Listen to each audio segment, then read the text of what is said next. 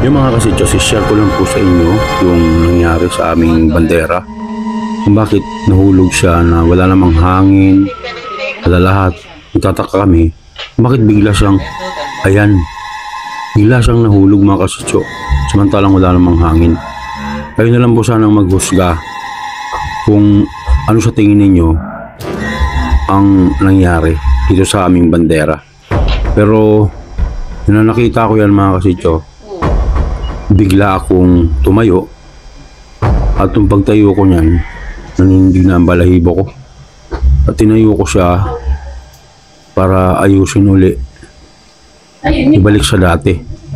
Kaya yung mga kasidyos, isinyar ko lang sa inyo, kayo na po ang maghusga sa kung paano po nahulog ang aming bandera samantalang yan po ay nakatusok naman po yan.